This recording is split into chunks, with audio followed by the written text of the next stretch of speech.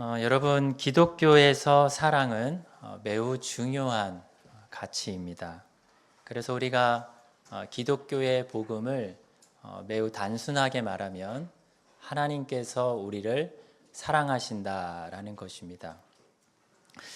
하나님께서는 우리를 사랑하셔서 자기의 독생자를 이 땅에 보내셨고, 그래서 우리가 예수님을 믿어서 우리가 하나님과 영생을 누리며 하나님과 영원히 사랑의 교제를 나누게 된다는 것이 바로 사랑의 복음입니다.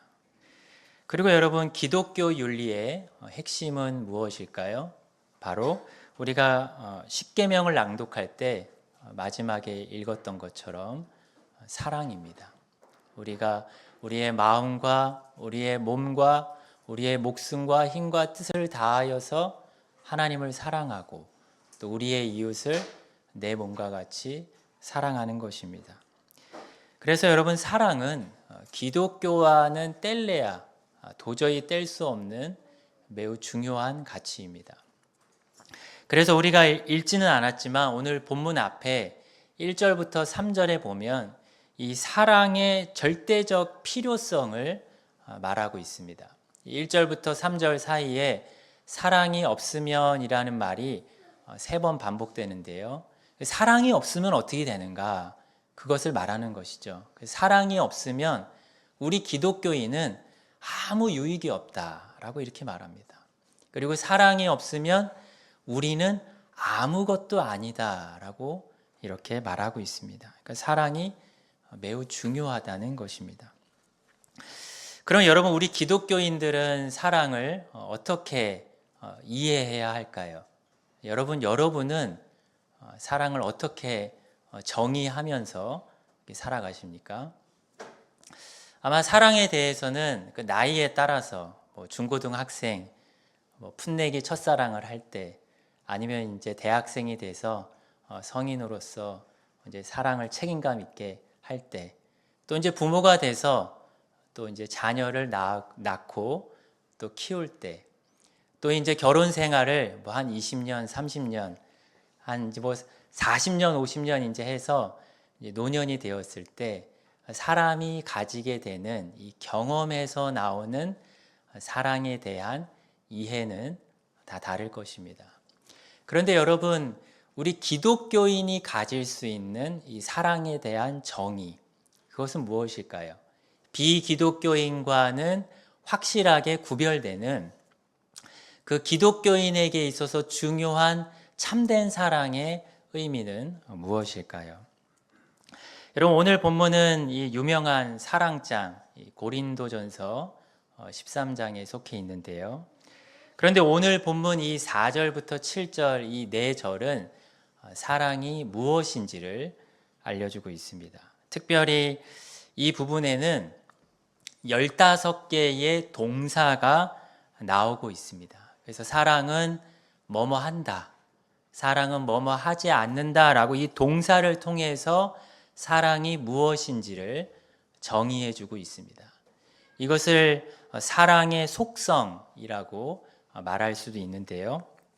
우리가 오늘은 이 15가지 동사를 통해서 사랑이 무엇인지를 우리가 다시 한번 잘 아는 것이지만 한번 생각해 보고 또 우리의 삶에 적용을 나눠보도록 하겠습니다.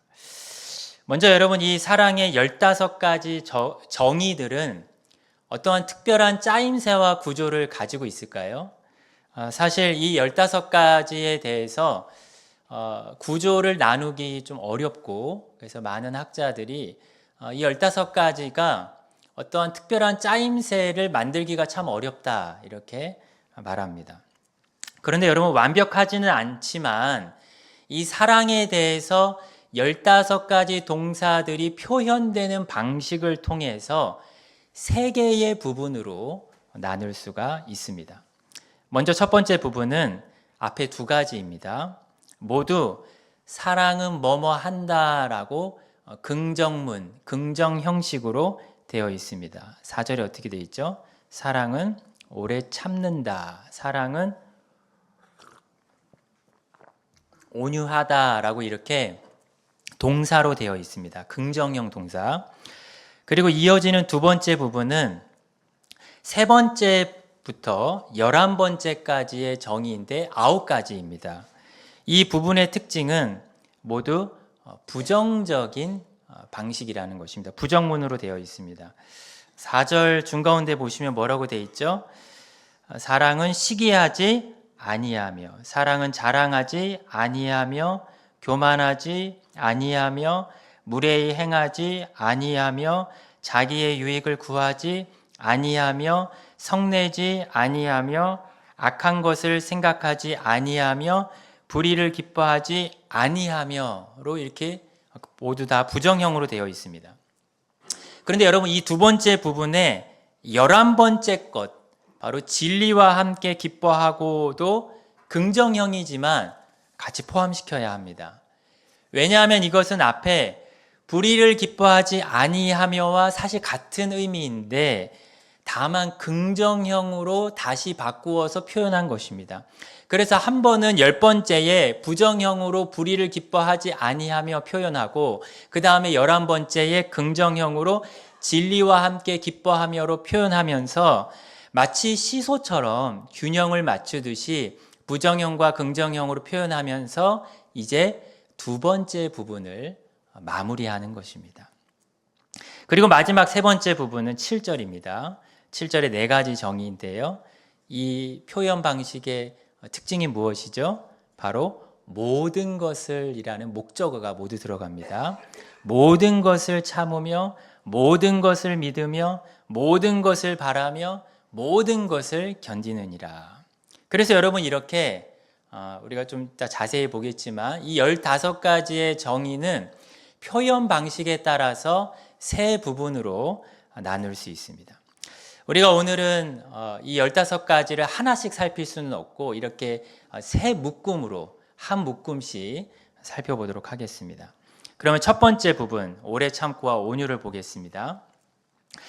먼저 여러분, 오래 참고는 우리가 잘 아는 바와 같이 인내를 의미합니다. 그런데 여러분, 이 인내가 얼마나 중요하냐면 이 15가지에는 인내와 비슷한 것들이 또 등장하죠. 처음만이 아니라 7절에도 우리가 보았지만 처음에 모든 것을 참으며, 그리고 마지막에 어떻게 되어 있죠? 모든 것을 견딘다. 그러니까 이 15가지 중에서 사실 겹치지 않고 표현할 수 있지만 성경은 인내와 관련된 오래 참음을 맨 처음에 위치시켰을 뿐만 아니라 3번이나 비슷한 단어들을 사용해서 반복하고 있습니다. 이것은 무엇을 의미할까요? 사랑에 있어서 인내하는 것, 참는 것이 매우 중요하다는 것을 보여줍니다. 사랑은 인내의 아픔이 있고 참는 고통이 있다라는 것을 우리에게 알려주는 것입니다. 특히 여러분, 이 처음에 나오는 이 참음은 시간과 연결되어 있습니다. 그래서 그냥 참고가 아니라 뭐라고 되어 있죠? 오래 참고라고 되어 있습니다. 오래 참고. 시간의 분량을 나타내는 것이죠. 그러니까 사랑은 인내하는 것인데 상대방을 시간을 가지고 기다려주면서 서두르지 않는 것입니다. 여러분, 사실 사랑할 때 중요한 것이 있다면 이 때를 아는 것입니다. 적합한 때를 아는 것. 예를 들어서 상대방이, 내가 사랑하는 상대방이 뭐 자녀든 배우자든 아니면 이웃이든 그 사람이 무언가를 할 수 있는 능력, 어떤 역량을 갖출 수 있는 때를 아는 것입니다. 그래서 상대방이 감당할 수 있는 어떠한 때를 알고 그때까지 참고 기다려 주는 것입니다. 사실 우리가 살아가는 시대는 즉각적인 것을 요구합니다. 바로바로에 우리는 익숙합니다. 우리 시대는 그냥 컴퓨터 마우스로 클릭 하나, 아니면 스마트폰으로 터치 하나로 모든 것이 매우 빠르게 진행되는 초고속 시대입니다. 그런데 우리가 사랑하는 사람은, 이 인격적인 대상은 스마트폰도 아니고 인공지능 AI도 아닙니다. 그리고 우리가 사랑하는 사람이 때로는 내가 기대했던 어떠한 사랑하는 사람이 매우 능숙하고 성숙한 사람이라 할지라도 때로는 매우 비합리적이고 비상식적인 모습을 보일 때가 있습니다. 신앙적으로 넘어지고 신앙적으로 깨어있지 못한 그런 모습들을 보일 때가 있습니다. 그래서 어떠한 사람을 사랑하건 기본적으로 어느 정도의 시간의 분량을 가지고 참아주고 기다려야 하는 것입니다. 그런데 여러분, 이 기다리는 것도 중요한데 기다리는 이 태도와 이 자세도 중요합니다. 그러니까 기다리는데 이를 팍팍 깔거나 버티듯이 자식 키우면서 쟤 언제 크냐 이제 이러면서 이제 그런 이제 마음가짐, 그런 말은 할 수 있지만 마치 버티듯이 하는 마음만 가지는 것은 참된 사랑이 아니라는 것이죠. 그런데 여러분, 이 기다릴 때 사람의 좋은 태도를 잘 표현하는 것이 바로 두 번째 정의, 온유함입니다. 여러분, 이 온유하다라는 단어는 친절하다, 자비롭다라는 뜻입니다. 그러니까 상대방을 기본적으로 배려하는 마음과 태도를 말합니다. 그런데 여러분, 오해하지 말 것은 이 온유함은 단순히 어떤 보여지는 친절함과 보여지는 그 상대방에게서 그냥 풍겨지는 따뜻함만을 말하지 않습니다.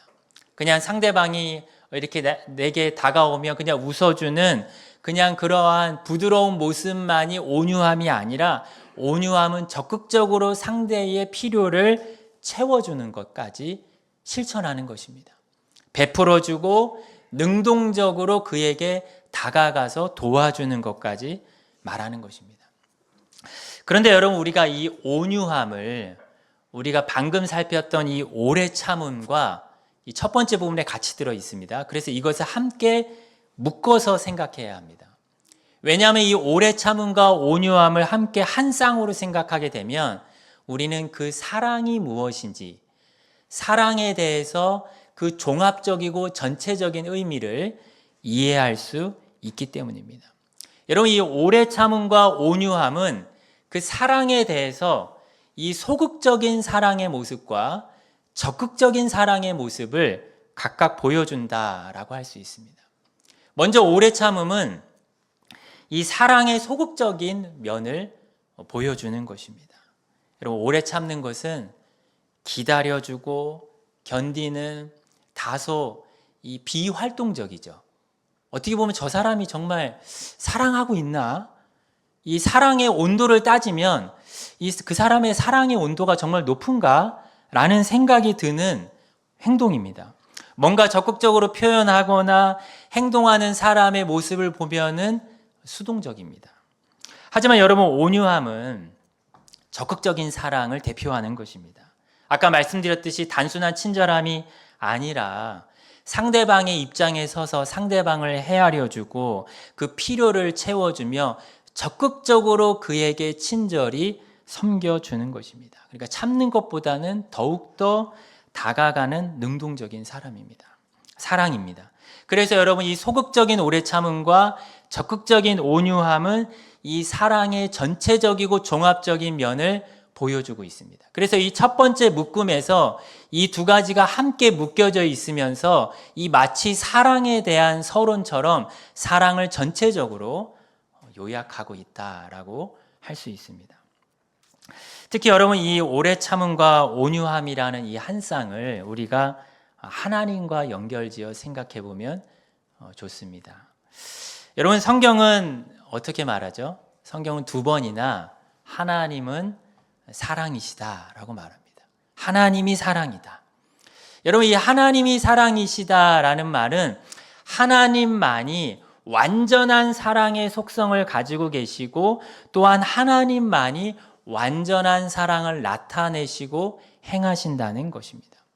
그래서 여러분, 하나님께서 우리를 사랑하시는 그 사랑의 모습을 보면 무엇이 있을까요? 바로 이 소극적인 사랑을 나타내는 오래 참음과 적극적인 사랑인 온유함이 있습니다. 예를 들어서 베드로후서 3장 9절에 보면 오직 주께서는 너희를 대하여 오래 참으사 아무도 멸망하지 않고 다 회개하기에 이르기를 원하신다라고 되어 있습니다. 하나님은 우리가 죄인이기 때문에 우리가 회개하지 않을 때 마땅히 즉각적으로 심판과 진노를 내리셔도 그것이 하나님에게는 정당합니다. 하지만 하나님은 우리가 회개할 때까지 우리를 심판하시지 않고 우리를 기다려 주십니다. 하나님은 마치 그 기다려 주시는 모습을 보면 하나님과 우리 사이에 우리의 죄를 자신의 등 뒤에 던진 것처럼 우리의 죄를 그냥 덮어 놓으신 상태로 우리의 죄를 보지 않고 우리를 용서하십니다. 그러니까 오래 참는 하나님의 사랑은 죄를 용서하시는, 죄를 보지 않으시는 하나님의 소극적인 사랑의 모습을 보여주는 것입니다. 그런데 여러분, 하나님은 소극적일 뿐만 아니라 적극적으로 온유함을 베푸십니다. 특히 하나님은 자신이 지은 사람의 필요를 가장 잘 아십니다. 하나님만큼 우리 사람을, 우리 범죄한 인생을 잘 헤아려 주시는 분이 없으십니다. 그래서 하나님은 우리에게 사랑을 베푸셔서 자기의 독생자 예수 그리스도를 보내어 주셨습니다. 보내어 주실 뿐만 아니라 예수 그리스도가 행하신 그 일을 기초로 해서 예수님과 함께 모든 좋은 것을 친절하게 우리에게 주시는 것입니다. 이것이 바로 하나님의 적극적인 사랑, 온유함입니다. 그러니까 사랑이신 하나님에게도 이 오래 참음과 온유함이라는 사랑의 전체적인 모습이 다 담겨져 있습니다. 그래서 정리하면 첫 번째 묶음, 이 오래 참음과 온유는 사랑을 가장 잘 요약해주는 핵심적인 한 쌍이라고 할 수 있습니다. 사랑은 무엇일까요? 사랑은 상대방을 기다려주고 상대방을 참아주고 더 나아가서는 그를 베풀고 그를 섬기고 그에게 주는 것입니다. 그럼 이제 두 번째 묶음을 한번 보겠습니다. 우리 함께 4절부터 6절 한번 같이 읽겠습니다. 4절부터 6절입니다. 시작. 사랑은 오래 참고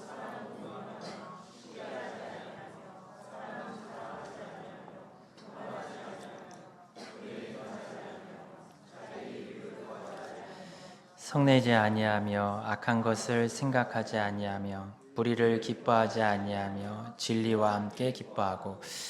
여러분, 성경은 우리가 하지 말아야 할 것들을 알려줍니다. 시기, 자랑, 교만, 무례함, 자기 자신의 유익을 구하는 것, 성내는 것, 악한 것을 생각하는 것, 불의를 기뻐하는 것을 하지 말아야 한다는 것입니다. 그런데 여러분, 이 두 번째 묶음을 생각할 때 우리가 이 고린도 교회의 상황을 생각해 봐야 합니다. 여러분, 어떤 학자들은 이 고린도 교회의 이 고린도전서 13장에 기록된 이 사랑의 15가지 정의들은 어떤 모범적인 목록이라고 말합니다. 그러니까 이 고린도 교회와 상관없이 기록된 것이고, 그래서 모든 시대의 모든 사람들에게 일괄되게 적용할 수 있는 표준되는 목록이라는 것입니다. 하지만 여러분, 이 15가지 목록은 사실은 바울이 고린도 교회에 필요했기 때문에 만들어진 목록입니다. 여러분, 고린도 교회는 문제가 매우 많은 교회였습니다. 그래서 사실 고린도 전서가 쓰여지는 이 작성 방식을 보면은 바울은 고린도 전서 1장부터 고린도 교회가 당면하고 있는 문제 하나씩 다루면서 분쟁하는 문제, 교회 안에 거룩하지 않은 문제, 먹는 문제, 교리적인 문제, 이런 것들을 하나씩 다루면서 해결해 가는 방식으로 고린도전서를 쓰고 있습니다. 특히 이 고린도전서 13장이 속한 이 12장부터 14장까지가 하나의 단락인데, 이 부분에서는 고린도 교회가 이 성도들 간에 은사를 가지고 다투는 문제를 다루고 있는 내용입니다. 그런데 여러분, 신기하게도 이 은사로 인해 다투고 있는 고린도 교회의 모습 속에 이 두 번째 묶음의 내용들이 거의 다 기록되어 있습니다. 거의 다 나타납니다. 그러니까 성도들은 은사를 가지고 지금으로 말하면 직분을 받아서 자신에게 있는 어떤 재능을 가지고 교회 안에서 섬기면서 뭐 하고 있는 것이죠? 서로 시기하고 자랑하고 교만하게 하고 또 무례하게 행동을 하는 것입니다. 나는 이러한 것들이 있다라고 자랑하면서 당신이 잘났니 내가 잘났니 이렇게 하는 것입니다. 그래서 여러분 우리가 이 두 번째 부분의 주어를 고린도 교회로 바꾸어서 읽을 수 있습니다. 어떻게 읽을 수 있냐면 고린도 교회는 시기하고 고린도 교회는 자랑하며 고린도 교회는 교만하며 무례히 행동하며 성내며 악한 것을 생각하며 불의를 기뻐하며 이렇게 우리가 아예 주어 자체를 바꿔서 읽을 수 있습니다. 그러니까 바울은 지금 다투고 있는 성도들에게 이 두 번째 묶음, 시기, 자랑, 교만, 무례 등 이러한 것들을 행하지 않는 구체적인 사랑이 너희가 지금 당면하고 있는 다투는 문제에 대한 해결책이라는 의미에서 고린도전서 13장을 기록한 것입니다. 그런데 여러분 우리가 이 고린도 교회의 문제를 생각할 때 이것은 나하고는 상관없는 거야 라고 말할 수가 없습니다. 사실 이러한 모습들은 누구의 모습일까요? 우리 자신의 모습이기도 합니다. 그래서 우리가 고린도전서 13장을 읽을 때 주어를 나로 바꿔서 읽을 수 있습니다. 나는 시기하고 나는 자랑하고 나는 교만하고 나는 무례하며 나는 자기 자신의 유익을 구하고 나는 쉽게 성내고 나는 악한 것을 생각해내며 나는 불의를 기뻐한다 라고 솔직하게 고백할 수 있습니다. 여러분 고린도 교회만이 아니라 우리 삶에는 어떤 문제들이 있을까요? 우리의 가정에, 우리의 직장에, 아니면 교회 안에서 내가 섬기는 부서가 있다면 그 부서 안에서 어떠한 문제들이 있을까요? 그런데 여러분 그런 문제들은 왜 생긴 것일까요? 혹시 그 문제가 이러한 사랑의 정의들과 내 삶이 멀어져서 그런 것은 아닐까요? 사실 여러분 우리가 이 사랑을 생각하면 기독교가 사랑에 대해서 너무 익숙하기 때문에 사랑을 그냥 진부하다고 그냥 뻔하다고 생각하기가 쉽습니다. 우리의 삶에 너무나도 필요한 것임에도 불구하고 그렇게 생각하기가 쉽습니다. 하지만 하나님께서는 이 고린도전서 13장을 볼 때 구체적으로 우리의 삶에 직면하고 있는 문제들과 함께 읽기를 원하시는 것입니다. 이 13장을 읽을 때 그냥 낭만적으로 읽지 않는 것이죠. 그냥 감상적으로 읽지 않는 것입니다. 그리고 고린도 교회의 문제라고 생각하고 읽지도 않는 것입니다. 도리어 사랑이 지금 내 삶에 어떤 문제가 있든 그 문제에 대한 원인이고 그 문제에 대한 해결책이라고 생각하면서 읽어야 하는 것입니다. 그러면 여러분 고린도 교회, 아니 우리의 문제와 관련된 이 두 번째 묶음 9가지인데 이것을 우리가 다 살필 수는 없고 이 중에서 가장 중요한 핵심적인 사항이 무엇일까요? 여러분 시기하지 않고 자랑, 교만, 무례 이러한 것들 9가지 중에서 여러분은 무엇이 가장 중요하다고 생각하십니까? 그럼 결론부터 말씀드리면 가장 핵심적인 것은 자기 자신의 유익을 구하지 않는 것입니다. 여러분 이 위치를 보면 자기 자신의 유익을 구하지 아니하며가 이 두 번째 묶음 총 9가지 중에서 5번째에 속해 있습니다. 시기, 자랑, 교만, 무례. 그 다음에가 5번째가 자기 자신의 유익을 구하는 것이어서 9가지 중에서 딱 정가운데 있습니다. 그리고 전체 15가지 중에서도 앞에 사랑은 오래 참고 온유하며가 있기 때문에 7번째 위치에 있습니다. 그러니까 정가운데 위치해 있는 것이죠. 그러니까 구조상, 위치상 자기 자신의 유익을 구하지 않는 것이 사랑을 한다면 가장 하지 말아야 할 행동이라는 것입니다. 그럼 여러분 그 이유가 뭘까요? 여러분 우리가 죄에 대한 원인, 그 죄의 뿌리를 다양하게 말할 수 있습니다. 예를 들어서 사람이 교만하면 여러 가지 죄를 짓는다. 사람이 하나님을 믿지 못하면 불신앙이 죄의 원인이다. 아니면 사람의 욕망이 죄의 원인이다. 뭐 이렇게 말할 수 있습니다. 그런데 여러분, 사랑의 관점에서 죄의 원인을 말한다면 이타적인 것과 반대되는 인간의 이기심, 바로 인간의 자기중심성이라고 말할 수 있습니다. 그러니까 인간이 자기 자신만 생각하고 자신의 유익만을 구하는 것이 여러 죄들에 대한 뿌리이고 죄들에 대한 공장이라는 것입니다. 사실 여러분, 사람이 지나치게 자기 자신만의 유익을 추구하게 되면 어떤 행동들이 나오죠? 시기가 나오고 자랑이 나오고 교만이 나오고 무례히 행동하게 되고 성내게 되고 악한 것들을 생각하게 됩니다. 악한 것들을 생각한다는 것은 내가 상대방과 별로 좋은 관계가 아니에요. 근데 계속해서 그 사람에 대해서 안 좋은 것들을 생각하는 것입니다. 저 사람은 이게 마음에 안 들어. 저 사람은 이게 안 좋아. 저 사람이 옛날 나한테 이렇게 했어. 이러한 모든 이 두 번째 묶음에 나오는 하지 말아야 할 행동들이 자기중심성에 빠지면 나오게 된다는 것입니다. 사람은 자기중심성을 가질 때 다른 사람보다 금방 높아집니다. 다른 사람 앞에서 쉽게 자랑하고 다른 사람 앞에서 무례하고 화내기가 쉬운 것입니다. 자기를 우선시하는 것이 습관화된 사람, 그 사람은 사랑하기 어려운 사람입니다. 왜냐하면 상대방을 그저 자신의 수단으로 생각하기 때문입니다. 그래서 진정한 사랑은 자기중심성을 버리는 것입니다. 그리고 더 자세히 말하면 자기중심성을 버림을 통해서 시기와 자랑, 교만함, 무례함, 성내는 것, 악한 것을 생각하는 것들도 함께 버리는 것입니다. 자기중심성을 버리지 않고 이러한 다른 것들을 버릴 수 없다는 것입니다.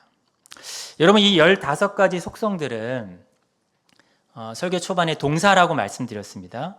사랑은 오래 참는다, 온유하다 동사입니다. 왜 동사로 되어 있을까요?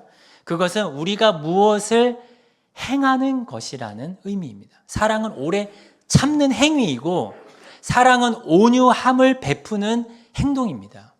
그리고 구체적으로 두 번째 묶음에서는 사랑은 구체적으로 무엇인가를 행하지 않는 것입니다. 이러한 두 번째 묶음에 나와 있는 것들을 행하지 않는 것입니다. 특별히 이 두 번째 묶음에 나오는 이 동사의 시제가 현재 진행형이라는 시제로 되어 있습니다. 이것이 말하는 이 헬라어의 의미는 무엇이냐면 반복과 습관을 의미합니다. 그러니까 하지 말아야 할 행동들을 마치 지금 성경을 어떻게 기록했냐면 사랑을 하고자 한다면 내가 훈련하듯이 반복하듯이 시기하지 않고 또 시기하지 않고 또 자기 자신의 유익을 구하지 않고 또 자기 자신의 유익을 구하지 않는 훈련의 의미로 기록을 했다는 것입니다. 여러분, 우리 거듭난 신자들에게는 이 죄성이 남겨져 있습니다. 옛사람의 죄성. 근데 그 죄성을 쉽게 말하면 자기중심성인데 이 자기중심성은 마치 지구의 중력과도 같습니다. 우리가 가만히 있어도 중력의 영향을 받지 않습니까? 그것처럼 자기중심성은 우리에게 늘 영향을 미칩니다. 그래서 우리가 원하지 않는 이 두 번째 묶음에 나오는 행동들을 하게 하고 우리를 넘어지게 하고 실패하게 합니다. 하지만 성경은 무엇이 사랑이라는 것이죠? 날마다 순간마다 이런 것들을 끊어버리고 절제하는 것들을 하는 것이 사랑이라는 것입니다. 그럼 이제 마지막으로 세 번째 묶음을 보겠습니다. 우리 함께 7절 함께 같이 읽겠습니다. 시작. 모든 것을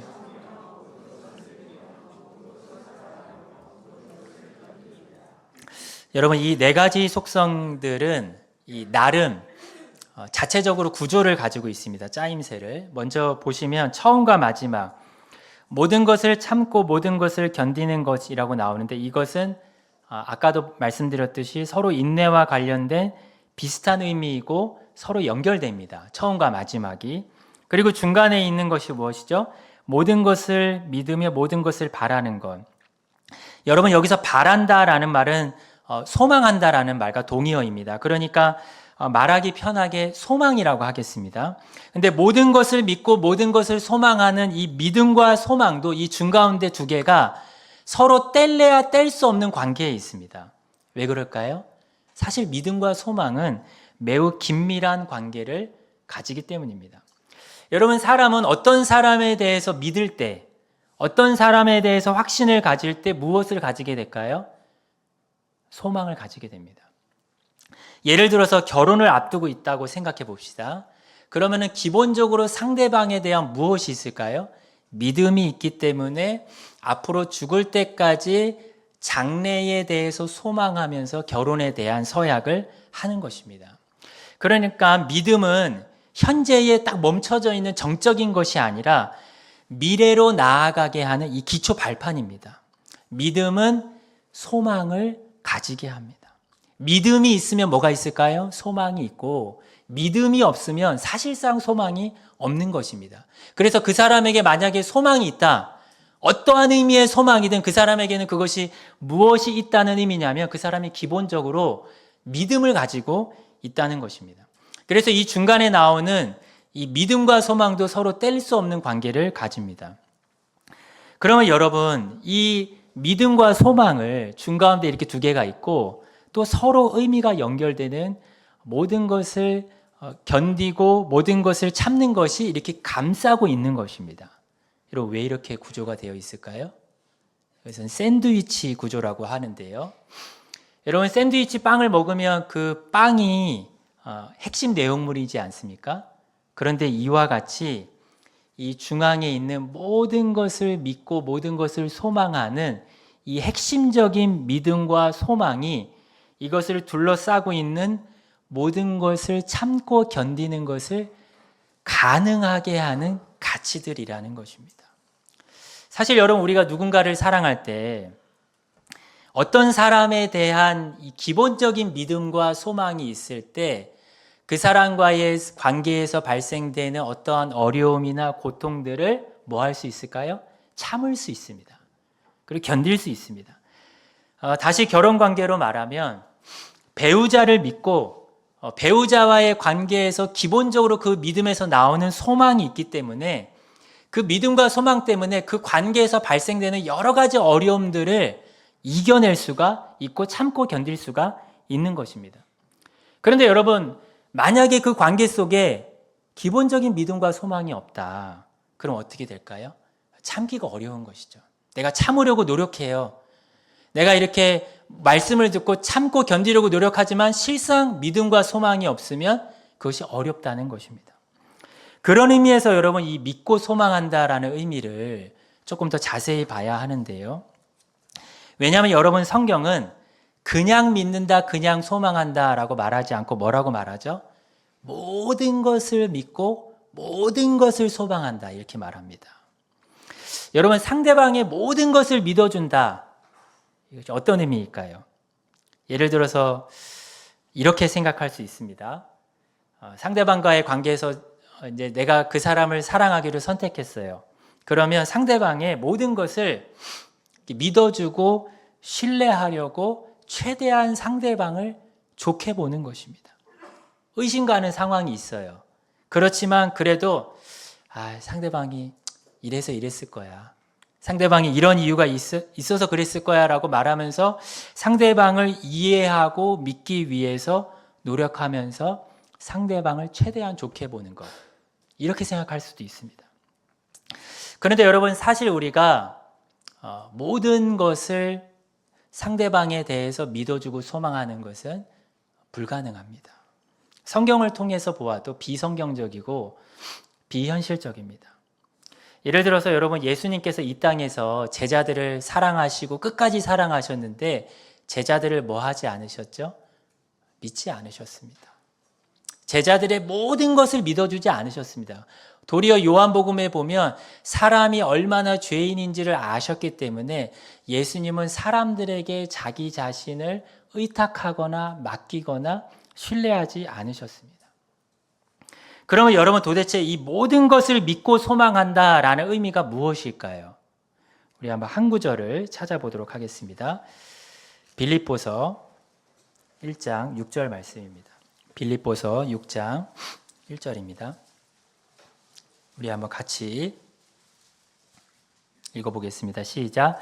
너희 안에서 착한 일을 시작하신 이가 그리스도 예수의 날까지 이루실 줄을 우리는 확신하노라. 여러분, 바울은 빌립보 성도들에 대한 확신을 가지고 있습니다.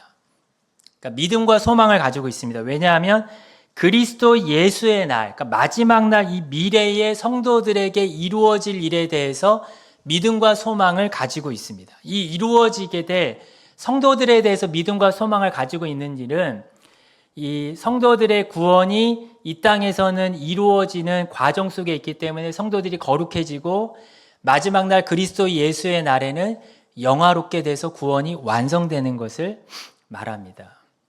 그런데 여러분, 이 본문을 자세히 보면 바울이 확신한다, 믿는다 말하지만 바울이 진정 믿고 소망하는 대상은 성도들이 아닙니다. 지금 오히려 바울은 성도들 속에 착한 일을 시작하신 그 하나님을 믿고 소망하는 것입니다. 그러니까 바울은 지금 하나님 때문에 하나님으로 인해서 사랑하는 성도들에 대한 믿음과 소망을 가지는 것입니다. 여러분, 우리가 이 상대방을 사랑한다고 할 때 이 삼각형을 생각하면 좋습니다.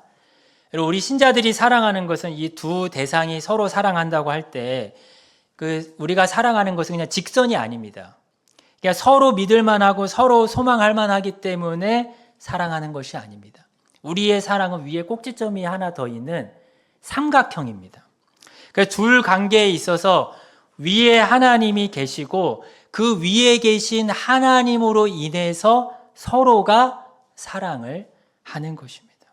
그래서 여러분, 상대방을 믿고 소망할 때 중요한 것은 내가 사랑해야 될 이 상대방을 위에 계신 하나님의 관점 안에서 하나님과의 관계성 속에서 이 사람을 바라보는 것입니다. 그냥 그 사람이 가지고 있는 기질, 특성, 경험, 그것만 딱 보고 사랑하는 것이 아니라 하나님을 바라보는 관점에서 이 사람을 바라보는 것입니다.